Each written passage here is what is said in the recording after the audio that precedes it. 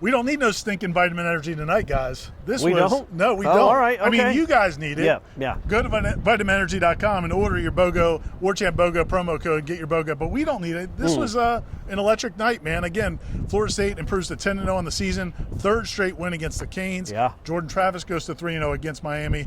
And again, I get the sense some Florida State fans looking at Twitter, looking at the Tribal Council, may have wanted some more style points.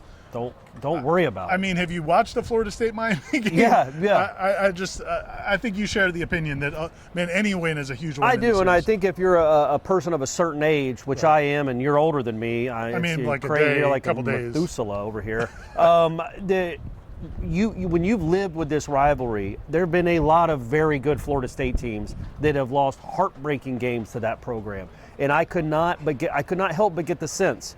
When Van Dyke came, when they got the fourth down by half an inch, the kid broke his arm. I hope he's okay. He's a real tough kid. When he breaks his arm, and I guess he got the first down, and then Van Dyke completes 2 first-down throws. You're like, this kid is going to come off the bench, and they're going to have a 30 for another one, another Miami 30 for 30 about Van Dyke coming off the bench, and it was going to be the ultimate heartbreak to not only lose, to have your undefeated season go, but also to lose to Van Dyke on the final play of the game and be up 14 points in the fourth quarter with the ball. And so for them to get that stop, just avoiding heartbreak, man, you don't dismiss it.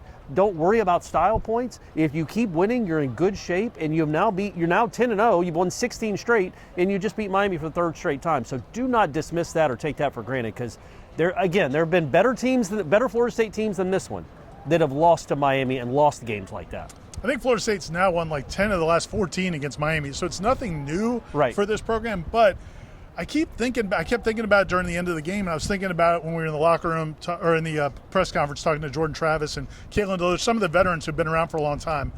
That game 4 years ago down there. Yeah, I didn't go, thankfully. Go watch that. That's on our YouTube. That's in our videos and our archives. Go watch that. Yeah. Florida State falls 52-10 in a game that was never a game. Yeah, man. It was a debacle from start to finish. That 2020 game down there, was it 52-10? 52-7, I think. Something awful. It was the most disrespected, yeah, demoralizing, disgusting football game you've ever seen if you're a Florida State fan. And since that game, you've beaten them 3 straight times, and it's kind of hard to believe. Yeah, and the way you've beaten them too is kind of cool. Like the two here have been 4th and 14, crazy win with Parchment. Then this one, which you got to stop on the final drive when everything seemed to be going against you. And look, man, Miami's a good defense, and they're very good, I think, on both lines of scrimmage. And then the one in the middle, you beat them by 42 points. Like you got everything, and you made them quit. And so yeah, man, you think about. And I was thinking about that. Like I remember making fun of Jarian Jones 4 years ago when Miami tried to pass. I think it was 52-3 at the time. They tried a deep ball. He dives and knocks it away, and then does this. Down 52-3. And then here he is 4 years later, 3 years later, whatever it is. He's won 3 in a row, and he just wrapped up the win with a really nice interception on 4th down, and Malcolm Ray too, getting the pressure on that final play. Dudes that have been around this program and have seen a lot of misery, saw a lot of misery like we all did, to now be contributing on a team like this in an environment like this, and this place was out of control. It was awesome. You just feel so good for those guys, and obviously for Jordan Travis too. It was a neat combination of, like you said, those program guys, those guys that have been in the program for 4 or 5 years. Mm-hmm. Also with the new guys. You know, Keon comes in with a huge punt return. I mean, it was huge having him and Johnny Wilson back. Johnny Wilson has 5 catches for 80-something yards. Keon Coleman has 4 catches, a touchdown, and he set up his own touchdown with a 50-something yard punt return. Yeah. Again, they didn't blow the game open, but I felt like there were times throughout this game where Florida State was on the verge of blowing this game open. Yeah, I mean, they had when he hit the ref with the ball and they had to punt down 14 in the fourth quarter, you're like, okay, that's a wrap. You're getting the ball at midfield. And I said to you, I was like, this is the time where a normal Miami team would just quit. Okay, you want to run for 60 yards, Trey Benson, here you go.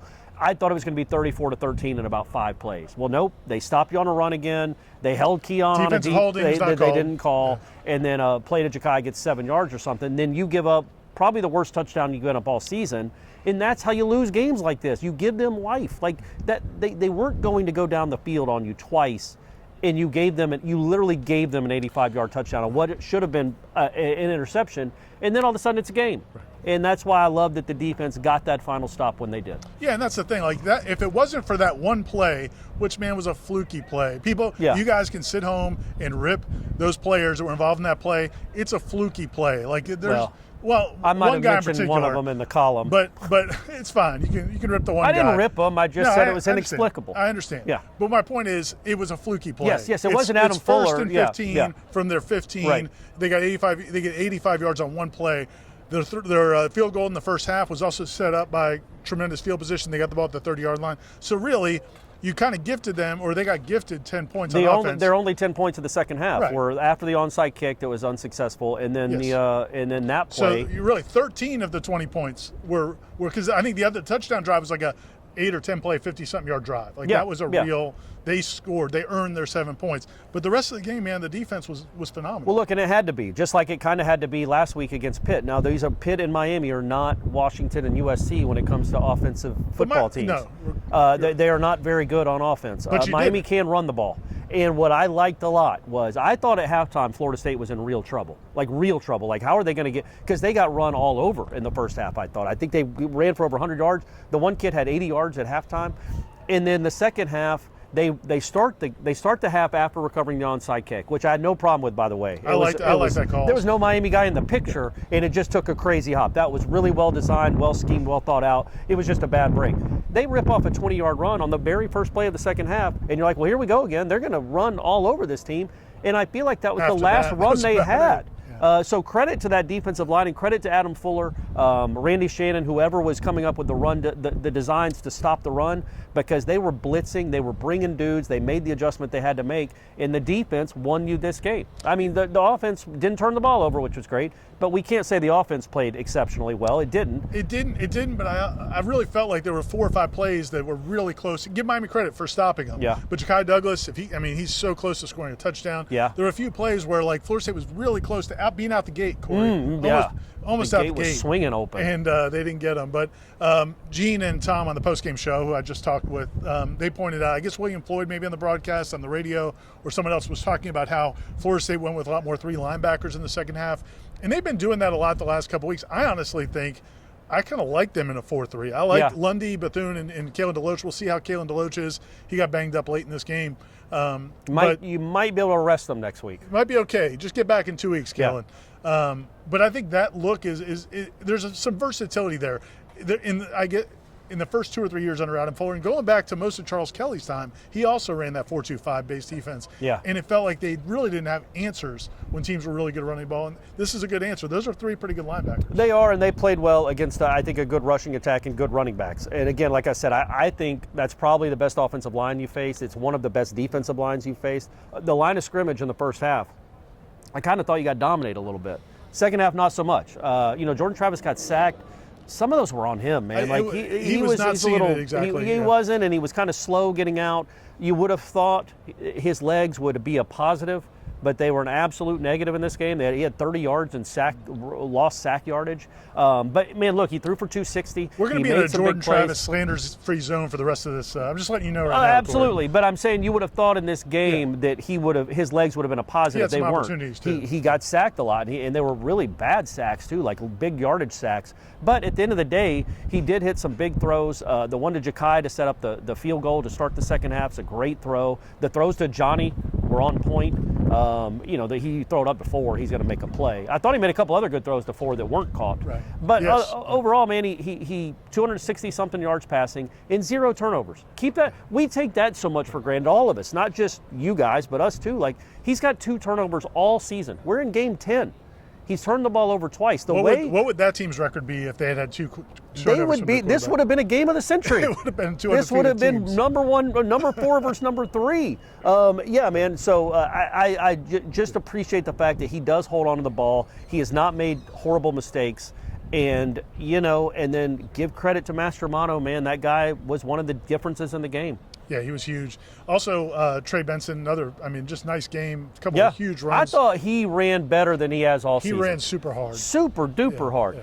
Mario, you should have kept him, man. Like, he's really angry with you. He brings it out against you, man, because if he runs that hard the rest of the season, Florida State could be a really nice contender for a playoff spot. Ira, maybe win a game or two. Well, as you said, this week you got North Alabama, so you got to get past that. North Alabama. Got to get past North Alabama. But don't eat the cheese. Don't eat the cheese. The nice thing is you do have a lot of guys who have to get healthy. Correct. We mentioned Kalen DeLoach. Maurice Smith was struggling. He was, man. Physically. Yeah. The one of those sacks at the end, Jordan had no chance. He just couldn't get out of his stance. He couldn't move. So we'll see how those guys are. And again, Jaheim Bell didn't play a ton. I wonder if he's still dealing with something. I feel like you're a pretty banged up team. That was a physical football game, but you got the win, and now you get another week to kind of get ready. This is essentially a bye week, man. It really is. I mean, no disrespect to North Alabama. We would never did they lose disrespect to you, North Central Alabama. Arkansas today? You're probably going to win that game. But what if they were spending all week game planning for It Florida could be, State? man. And look, after what we saw a few years ago, I guess you can't take anything for granted. I'm going to take a win on that Saturday for granted. But, man, with 9 straight games to end the season, in the 2 of the last 3 are Miami and then at Florida, and this game was as physical as you could ever imagine. So getting this game in between, unlike Florida who has to go play Mizzou, I think, next week, you get North Alabama, you do get to heal up. And that's a is good. so joyous as he nods to that question. He is so excited that Florida has to play at Missouri. Yeah. And Florida State's at home against North Alabama. And I do want to say this. So this was the last Florida State-Miami game in this place. Like, it's going to be different. With 80,000 people. With 80,000 people. It's just going to be different. I don't know what it's going to look like. How close are they going to get to the renderings of what that side? Who knows? But, man, what a way to go out. I don't count North Alabama as the last home game. That doesn't count. What happened tonight, man, this crowd was incredible. It reminded me when I was a kid coming to watch Florida State Miami. And you could tell, and I don't know if Van Dyke had played, I don't know if they would have handled it differently, but they were not going to try to do any checks at the line of scrimmage. Yeah. Whatever they called in the huddle, that's what they were going to run because they did not want to deal with try to communicate with this crowd. It was incredible. Last thing I want to say about Jordan Travis is, Trav. You know, he is 19 for 31, 265 yards, 1 touchdown, no interceptions because he doesn't do that. But, man, the way he got into it with number 20, He's a really good player, by the way, Williams, but holy moly does he yappity yap. Man. But Jordan was giving it right back to him. He was. Even after he snatched his necklace, and even after he got targeted and the refs inexplicably didn't call it. Can I talk about that for a second, Ira? I don't understand how you pause a game, make us go to a TV timeout to say the previous play is under further review for targeting. It was targeting. Clearly targeting. And they don't even make an announcement. They just start the game back at 3rd and 8. Don't even say, hey, this is why it wasn't targeting. It's as if it didn't happen. They just paused it. I asked Jordan after the game, did they explain to you why it was not targeting? And he said, no. No. And Jordan waved bye to the kid because it was absolutely targeting. Yeah. He lowered his head into him. And then, that's a pretty big moment in that game, too. But it didn't matter because you know what? Miami lost again. 3 straight losses to Florida State. And that's really cool when you consider what you had to witness 4 years ago in that place, the COVID year. I sure did. Mike Norvell didn't have to be there. Mike Norvell's never lost to Miami when he's on the field. That's true. I just want to throw that out there. Yeah. When he's We're in not a counting bed, the one where he's on his he's in his bed. Yeah, his COVID bed. His COVID death bed. He survived that, and then So, but he and I say that because I'm not making fun of COVID. I'm making fun of how awful he looked in that post-game Zoom. I mean, you could tell he was fighting. They had told us he was asymptomatic. No, he was A+ symptomatic. Like, he was very. And so for him now to have won 3 in a row, man, and I 16 in a row overall. What a turnaround this has been. Oh, and I want to say this. I mean, I think that this rivalry is going to be a lot of fun, man, because like you said, Miami did not quit. The Emory Williams, he's probably going to have some medical attention here after that injury. Yeah. But he's a gutsy kid, man. Like, he wasn't a very good passer of the football. He was not at all. And he was a little bit rattled, but he's got some moxie to him. Sure, okay. And they didn't quit. So, again, he might be their next, like, Brad Kaya. Ooh, a little Kaya action? Kaya got his tooth knocked out? Stephen Morris, maybe? That was pretty sweet. The Stephen Morris. Well, all the greats of the last 20 years. Than you do. But maybe. But again, it's always good, I think, when Florida State beats Miami, and it's a quality Miami team. I think this was a good game. I think this was a good win. It is. I'm not worrying about You absolutely shouldn't, man. You should. There's no such thing as style points. Right. There's 5 undefeated teams left. Michigan ran the ball 31 straight times to end their game. You're not worried about any of that. Georgia's a different animal, but you could beat any of these other teams. Washington gave up 28 points in the first half. Exactly. And you were talking about Jordan Travis. And there, I just want you guys to go watch that video that will be on the site when you're watching this. He does not like Miami. You guys don't like Miami. He really doesn't like Miami. So cool for that kid to get to beat them 3 years in a row. VitaminEnergy.com is the website, guys. They sponsor us. They're great people. I mean, Aslan has made them so much money. Can't wait to see you in that shirt. I'll break it out made for the ACC Championship game. No, you're not ever breaking it out. VitaminEnergy.com. The promo code is Warchant BOGO. Yeah, buy one, get one. But buy a lot. Buy 30, it's actually get 30. It's not buy one. It's like, really buy 30, get 30. That's what it. Yeah, don't just buy one of something. BTGT. Buy 20 of them. But don't try that promo code. Try Warchant BOGO. Yeah, that's right. Thanks for watching. Thanks for hanging with us. We're 10-0. Florida State is 10-0. We're 10-0. The team at Warchant is 10-0. We haven't lost, and we're going into next week. So stay tuned to Warchant.com. Corey's column will be up on the website. All kinds of videos and Monday stories. we break down North Alabama. Tons of recruiting coverage. Yes. Man, they had a ton of recruits. Over 100 and that's what I want to say, man. All these recruits, they have a million 5-stars here. They probably haven't seen that at a lot of other stadiums. That was what a great showcase for this program, this environment, and everybody that was here and making all that noise and being fun. And they can use the promo code too. It's not a violation anymore. It's not. We could just give them Vitamin Energy. For Corey Clark and Aslan Hajavandi, signing out from Doak Campbell Stadium.